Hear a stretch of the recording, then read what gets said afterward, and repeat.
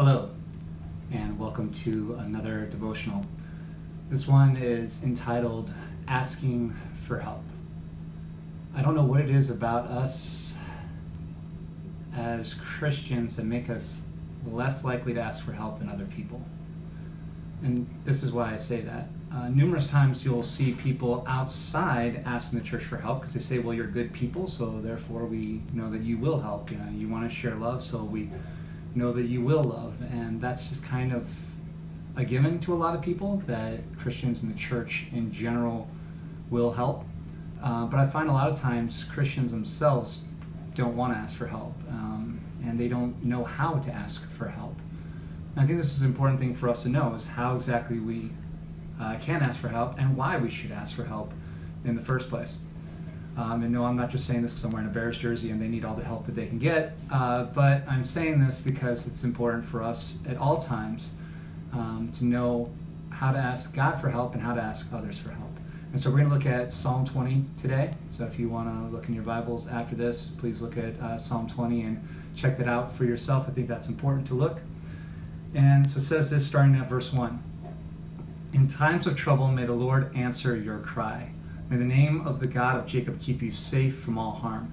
May he send you help from the sanctuary and strengthen you from Jerusalem.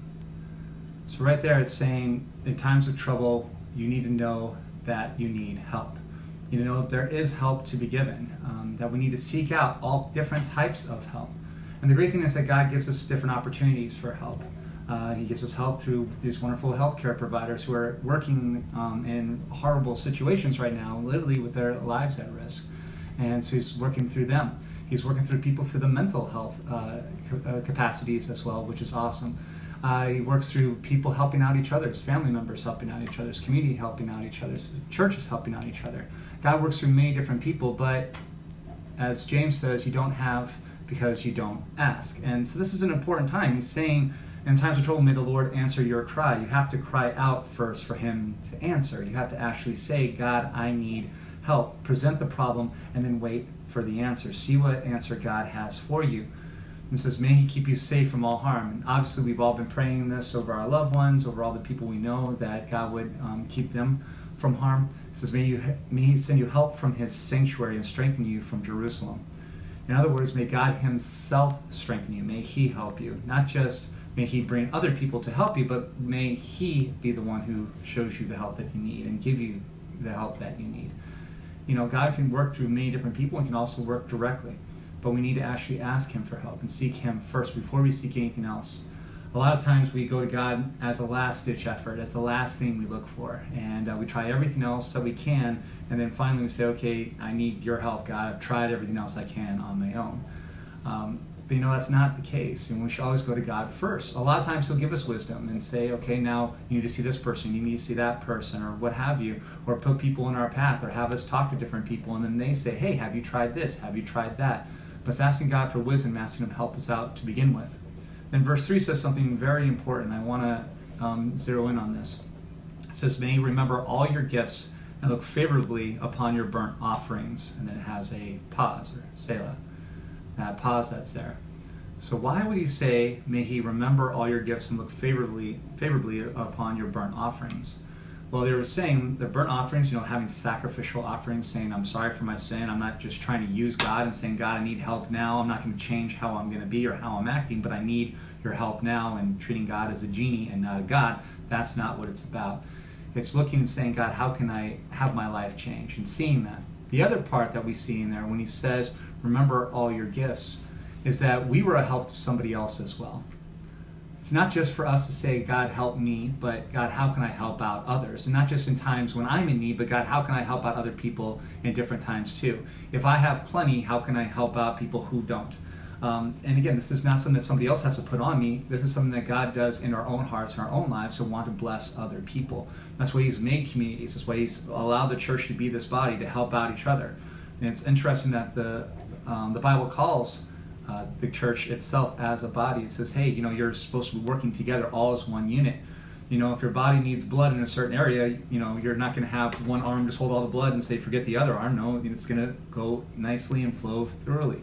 And it helps out and continues to pump around. and go throughout the entire system. And that's the same kind of thing in our own lives too. We have to say, well, God, what can I use? What are the gifts that I have that I can give to other people who are in need? How can I be the answer to their prayers right now? And then when we're in need, then those people want to answer our prayers too. And it's not like we're doing one just to help the other, like some weird karma type thing. No, we're doing it just because it's right. We're doing it because we're showing the love of God. We're doing it because Jesus showed how to care for other people by him caring for himself and giving him his all himself. It says this, and this is the line that most people remember from this psalm, but it says, may he grant your heart's desires and make all your plans succeed. Now when we ask for help, it's not going to be this selfish type thing. If we've made these sacrifices and said, God, I want to follow your path, I want to follow your way, if we've done that, well then our heart is going to be starting to be turned towards God's heart. And that's an important part for us. It's not just our desires, our hopes, our dreams, all those other things. It's God, what are your hopes, your desires, your dreams for my life? What can I do at this point to be in your will and where you want me to be?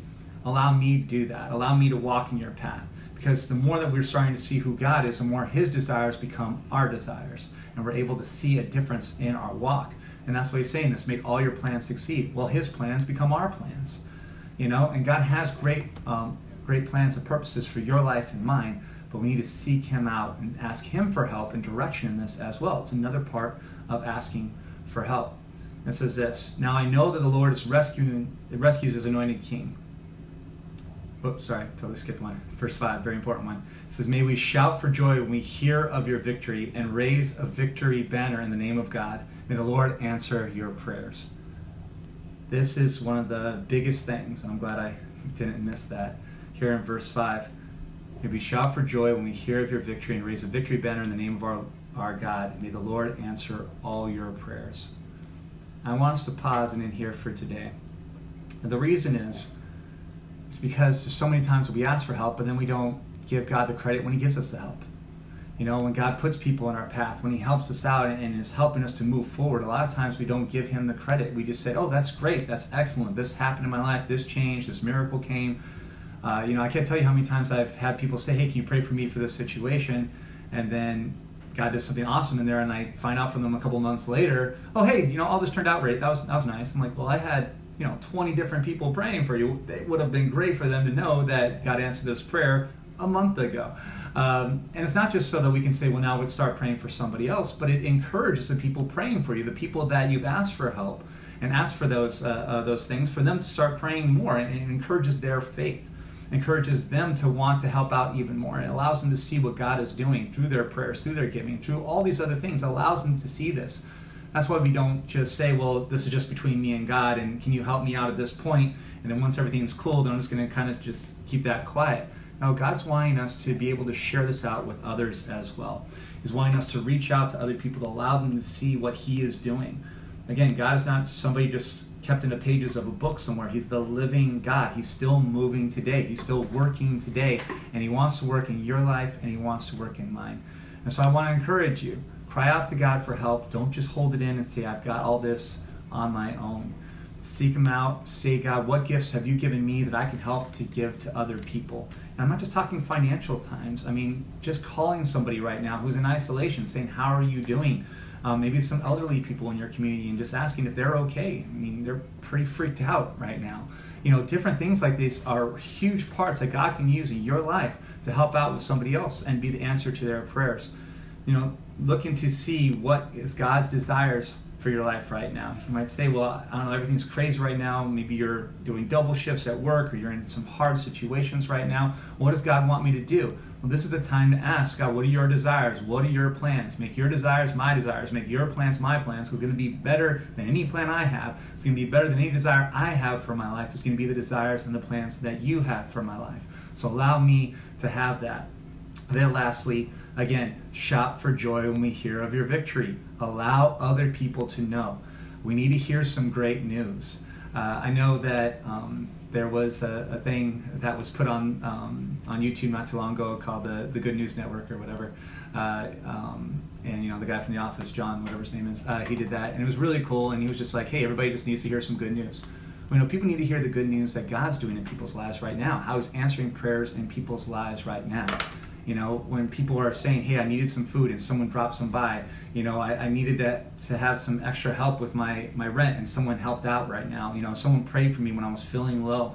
God gave me a verse when this happened. All these kinds of things of encouraging people. It's not just for someone to know just one-on-one, but we need to share this with everyone. Everybody's page, everything on social network is all negativity. People need to hear this good news of God moving in strong ways, so they will go to him, so they'll cry out to help to him. So let me pray for you that God will help you and guide you in this way.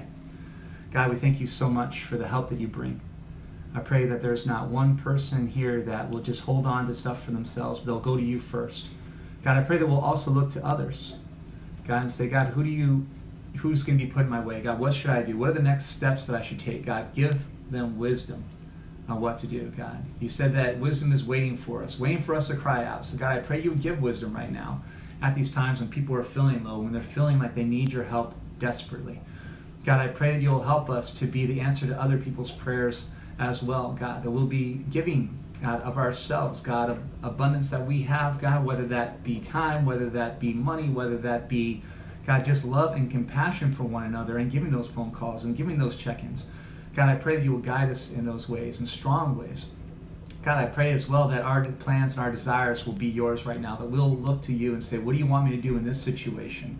This is the situation we're finding ourselves in, but what should we do with it? Not just say this is our lot in life for right now until we hear something different.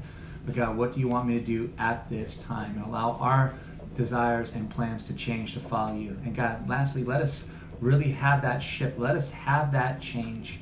To not just hold on to things ourselves that you're doing, but allow other people to know the greatness and the goodness and the wonderful love that you have. We thank you so much for all you're doing.